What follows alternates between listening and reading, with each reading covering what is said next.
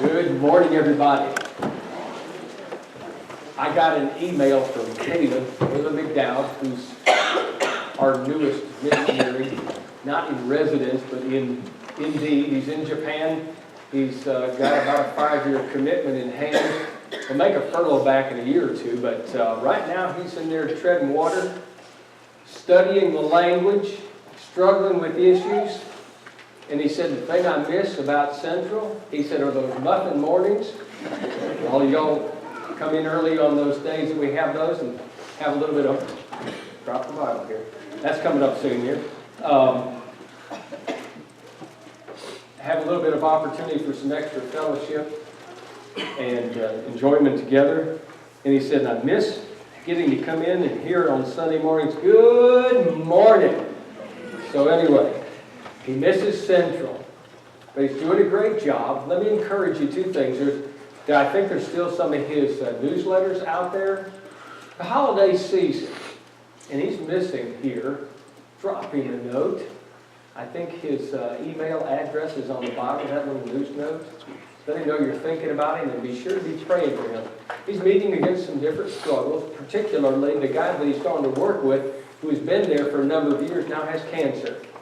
And he knew that when he was headed over that way, but when his first fundraising was starting out, he wasn't quite aware of what he'd be headed into. And so Brent is his name, and his wife Sandy, and they're struggling with just surviving right now.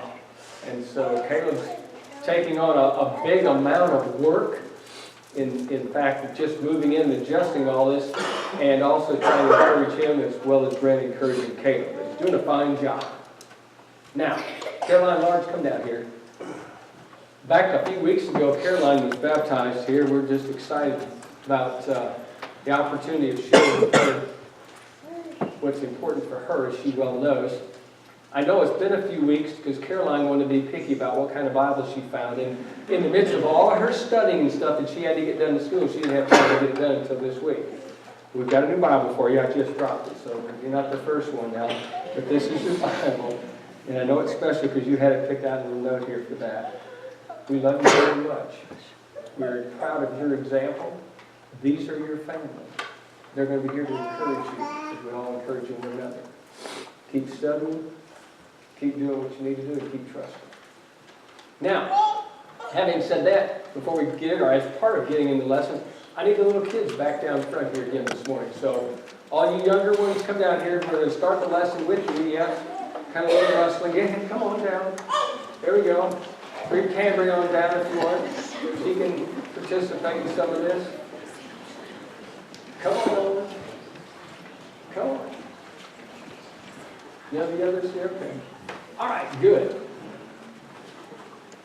We're not going to let him get up here and play cymbals this time. Those of you remember a couple weeks ago, but okay, fine. We're starting the lesson with you because it's important that you're part of what's happening here. We're going to talk about God's involvement in just a few minutes in our lives.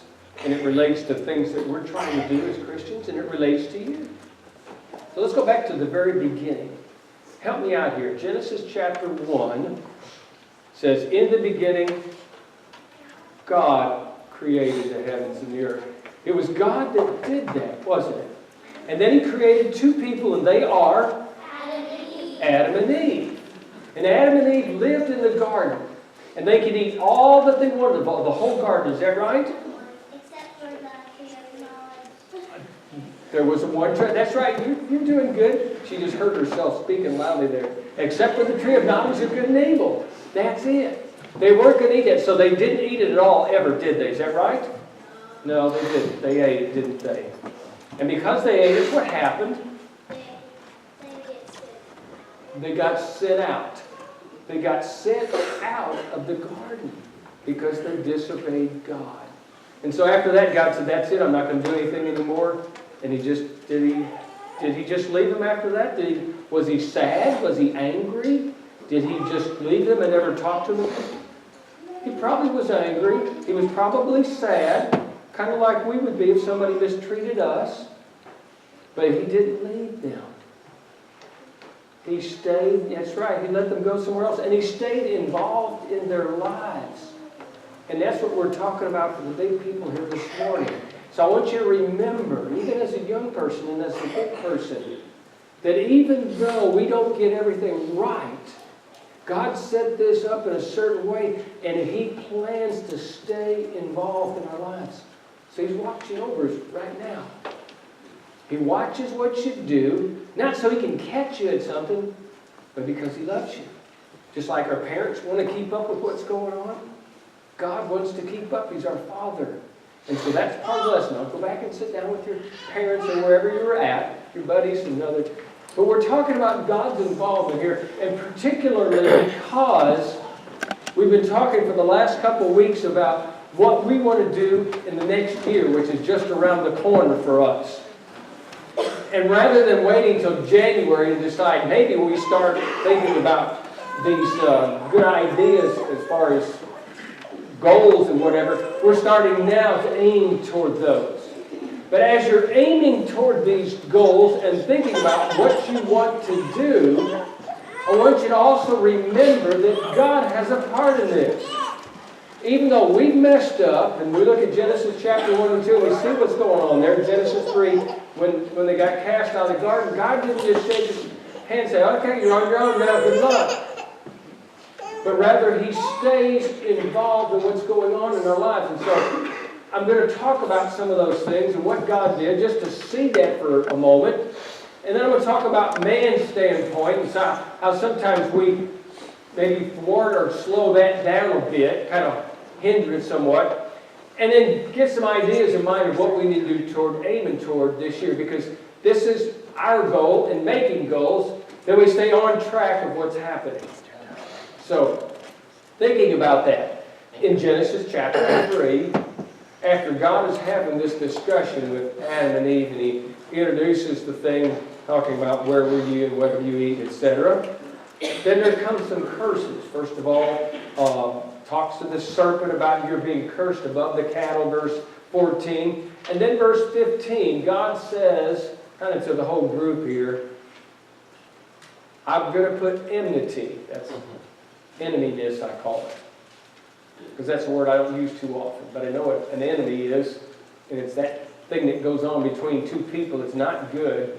Because they're not friends, they're enemies. He says, I'm creating this between you, talking to the serpent, and the woman. Between your seed, that's what will come down later out of them, their descendants, and her seed, capital S if you'll notice in there, talking about when the time will come when Christ will come. Now, it was a prediction, and the prediction goes on and says, and he, talking about Satan, shall bruise your head, but he shall bruise your heel. So, Satan is going to be bruised, crushed immediately by Christ and the blow that He does when He is resurrected from the grave. And that little strike that Satan does at Lord's heel really did nothing to him. So this eneminess that's being created, that's discussed in here, is a point to note. It's talking about Jesus is coming, but it's also telling us God's not stopped being involved. He's been planning this for a long period of time, and He knew this was coming. He knew the day would come that they would sin, and out of that, He knew He was already going to be sending His Son. And so one of Paul's letters writes that before the foundations of the world, God had already planned that we would be involved in part of Christ. So that's part of the big plan that's being described. But out of all that we're seeing here, I want you to note this morning that God always planned to be involved in your life, in the life at Central, and in your life particularly. No matter who you are, how young or how old you are, how well equipped you feel you are, how well equipped you don't feel you are, God's involved in your life. Whether you're a visitor or you're a member that's been here forever and ever. And some of you have been here that long. We don't look at that bad, but anyway, that's the way it goes. God continues to be involved in the lives of His people. And you look at the prophets in the Old Testament, and He spoke to them. Not wasn't that they always listened to Him, but He was always there advising them and telling them and trying to bring them back around to Him. Didn't always work because they didn't always listen. But God didn't stop being involved. And you move down to the New Testament, Matthew, Mark, Luke, and John, those Gospels as we call them, the first 4 books of the New Testament. And you see this prophecy that was mentioned way back in Genesis that we just read between Satan and the seed of Eve, that is through Christ, now is fulfilled in the coming of Jesus. See, he's involved. He's so involved, he got involved in the process and came down here to the earth to live. We talk about the 3 years that he did his ministry, but there were 30 years before that he was involved. Do you think he didn't start doing things immediately? You bet he did. He started living like the Son of God immediately. He didn't start his ministry before that. But everything he did, and probably the things that he taught, and we notice a few occasions, like in the earlier chapters in the book of Luke, when Jesus was 12 years old and he was there in the temple. And what was he doing to the leaders of the congregation? He was asking them questions and then answering all theirs. He stayed involved.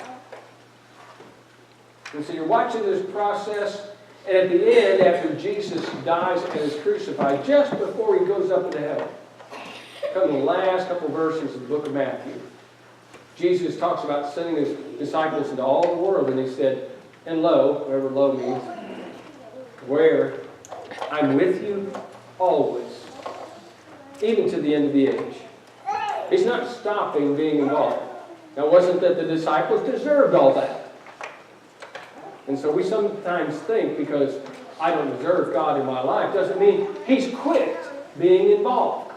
He didn't quit with Adam and Eve, although they didn't deserve it. But he stayed involved. Where do you think they got all the training on how to have a baby? I mean, Eve was out there, well, what happened there? Adam's not sure. God stayed involved in every step of the way. And all that's going on. Look at Matthew chapter 7 for just a moment. I want you to notice something here. We look at it. It's an important verse here. Very first verse that actually seemed to dawn on me in reading the Bible. Now, I didn't have a Bible until I was over 20. Been through the Army and back out of that. And someone gave me a Bible because I was going to Freehart of all things, but that's what I chose to do. And they knew I was going to be taking a Bible class. I thought, wow, somebody's bought me my first book that I need to have in class. But it was still in my shelf. And right on the edge of that Bible, because I was afraid I wouldn't find it again, I got a little yellow spot marked on it, so I could pull the page apart and open up in Matthew 7, verse 7. And it says, ask and what? And it shall be given to you. Seek and what? You'll find. Knock and the door will be open. See, God's still involved. He hasn't quit listening to us. He hasn't quit being involved in that. That was part of the message that Jesus was telling them. And then Jesus goes on and says, well, what man among you, if his son would ask for a serpent, would he give, or a snake, I've got it turned around now. After bread, would he give him a stone? Or after a fish, would he give him a serpent? Now, if you, being evil, know how to give good gifts, how much more your Father in heaven will give good gifts. God's still involved in giving good gifts. You're still asking, He's still listening. You're still knocking, He's still opening doors. And so as we think about 2018, or even this next couple of weeks of everything that you got before you, not the gift buying and all that other stuff, but the real life things, part of that's dealing with relatives. Part of that's getting out and being with families and enjoying some of that. And spending time with our brethren in the church and thinking about what we can do as a church as we lay out challenges of what we want to do as individuals. Remember, there's another side to this picture. God is still involved. And plans on being opening doors if you'll just ask and knock and seek in this whole process. So, you know, if you've got a rich uncle and he's pulling out the notepad and he says, what would you like for Christmas? You're not going to say, I'd like an ice cream. I mean, if he's got billions of dollars, you're going to go, oh, well, let's see here. How about a new home? Or, I mean, you think big, aren't you? Think big. as you're looking at 2018? I feel like sometimes my goals personally are all based on what I want to do, what I think I can do. It's always I. You know, I'm responsible, yes. And I'm responsible for the failures. But the fact is, what's it that Paul said in Ephesians? Now to him who is able to do exceedingly abundantly above all that you can ask or even imagine, to him be the glory. And we just keep God over here. We're going to keep him right alongside of us as we try to do our goals. But the fact is, if we just ask him for some help, we discover some things about our goals. Maybe they're too small, or maybe they're not good enough for what we ought to be doing. So let's measure our goals with God in mind as he stays involved. And recognize that he may do a lot of twisting and turning along the way that you may not be ready for. Some good and some bad. But it's because God's involved that he's going to be taking care of you in the process.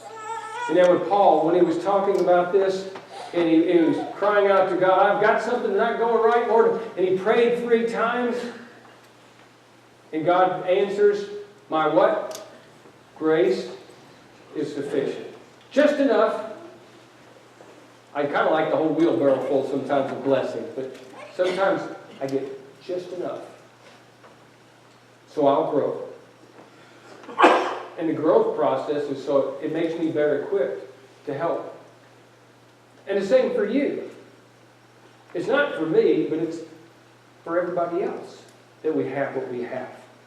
And it's only, as we mentioned a while ago in the giving, it's their own loan. It's not mine anyway. And so if we get all these things fixed in order, we can understand this. And that passage we read a little earlier, young man read, and we stood up, Psalm 23. The Lord is my shepherd, I shall not want. He sits back on a hill and watches me. Now, he makes me lie down in green pasture. He leads. He restores. God is still involved. Hasn't left us. Actively involved. On these nights that we have like tonight coming up here, where we've had special nights, we call them power nights, we break into small groups. One of the groups goes off and talks about a specific study. And they've been studying providence for some time now. I guarantee you there's studies talking about God being involved in doing things in your life. Sometimes we notice, and sometimes we don't. Sometimes you have to look back a few years and go, wow, didn't think about that. God's up to something here. You bet she is. I believe that with all my heart. I wouldn't be here today. And look back and trace the steps of how on earth. It wasn't earth. It was how in heaven. With the great God that's involved. But in this whole thing, sometimes we don't do it justice. In the book of Exodus, there's a neat verse in here, chapter 2 rather. Book of Exodus talks, first of all, about the birth of Moses. Very unusual thing. During a rough time, but they didn't want to let the Jewish boys survive, the infants, when they were born. But Moses did. His mom hid him in a basket and put him in the river of all things. Can you imagine that, Mom? And saying, good luck, God will take care of you. And he did. And after Moses grows up, this whole process going on, and Moses sees this burning bush, chapter 3. Kind of curious, what is this? And God's talking to him here, has a discussion. And in verse 7, he says, I have surely seen the oppression of my people who are in Egypt. Do you think, for all the time that they had been in slavery, that they thought God was still watching them? Probably not. And as the slavery got worse, and they were having to build all these giant buildings and stuff, and then eventually all that's coming along, it didn't seem like God was paying attention. And the whole time he was. He's setting this whole thing up for something special. And so these people had to deal with whatever, because God was involved in something big. They were part of the process, although they didn't see it. But God said, I have seen their oppression of the people in Egypt. I have heard their cries, number 2. And he says, and because of the taskmasters, for I know their sorrows. Think about that. Maybe just write a little note to yourself, stick it on the mirror sometime. To help you to realize that God's involved. I have seen, I have heard, and I know. He knows what's going on. And even though we're having some of the most crucial, heartbreaking things happen, and I'm looking at faces of people I know this past year. I've had some of the worst times ever in my life. God's not stopped being involved. Never will. Judges chapter 6. Just a few Old Testament books away. There is a leader among God's people named Gideon. Gideon gets a message from God that he's going to be delivering God's people. Gideon kind of likes that idea, but can you really trust God to be involved that much? So Gideon puts God to the test. Much like we do sometimes. We're not confident God's going to do all these things. Like, preacher, I don't know, I mean, you talk about God being involved and making bigger goals, but, fact is, it doesn't happen that much. And so Gideon's not sure about this. So Gideon says to God, verse 36, if you'll save Israel by my hand, as you said, look, then I'm going to put a fleece of wool, a little piece of wool out here, on the threshing floor. That's where the granary gets ground up. And in the morning, if there's dew on the ground only, on the fleece only, and the ground all around it's dry, then I'll know that you're going to do what you say. So Gideon sets it out there, gets up the next morning. That thing is soaking wet. Ground's all dry all around it. He picks the fleece up, gives a little twist, and wrings out a whole bowl of water, soaking wet. So he looks at that and says, well, he asked God if he's going to be involved. God showed him and gave him a sign. That's pretty good, God. What a coincidence. Now let's really see if God's going to be involved. So he asked God one more time. Don't get angry, God, but let's try this one more time. Let's do it the opposite. Let's make the fleece dry and the ground soaking wet. And he's out there the next morning just wading through all this stuff, picks the fleece up, dries them up. That message is in there for you and me. God knows we have doubts. And what he's trying to tell you is don't doubt. And he bore with Gideon there for a bit. He could have just said, like we do sometimes, shut up, son, sit down. I'm in charge.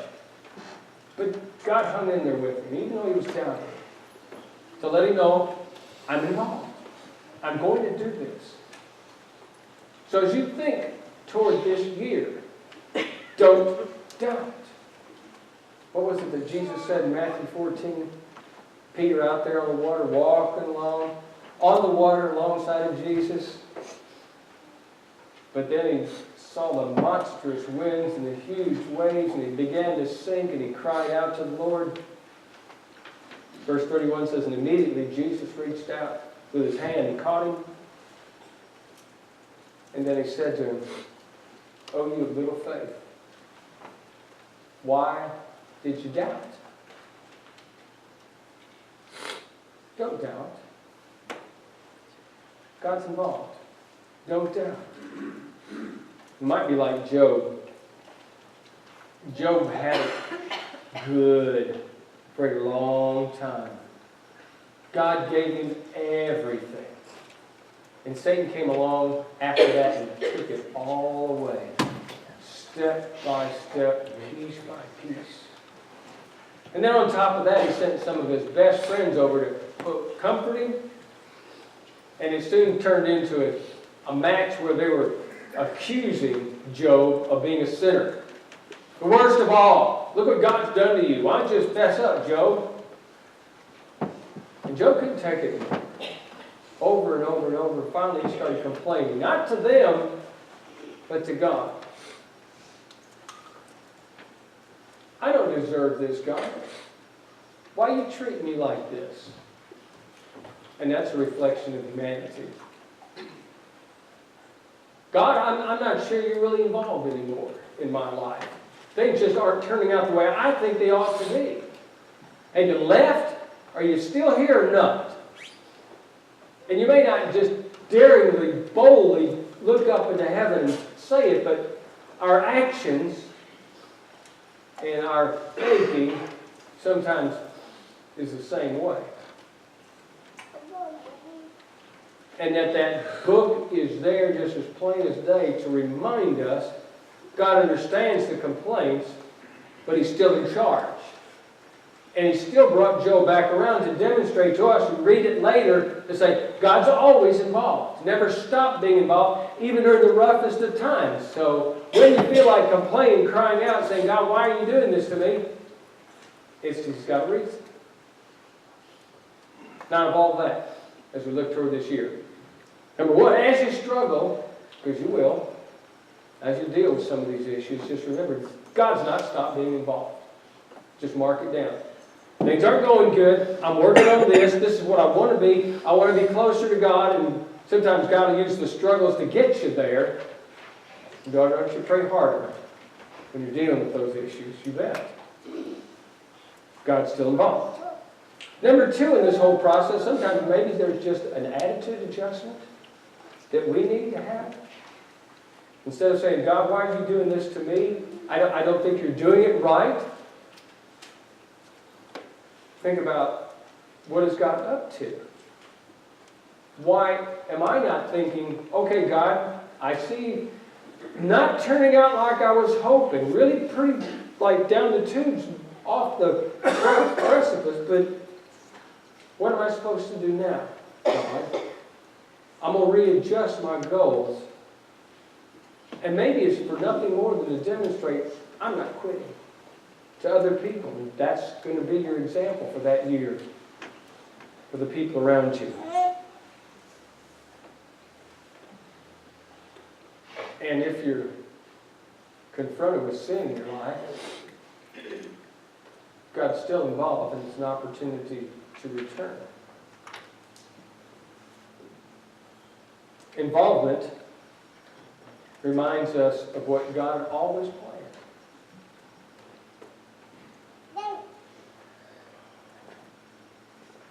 So we talked to these little kids down here. We're telling them the story about how God's involved, in spite of everything. And God's looking down at us just like we're the little kids on the front row.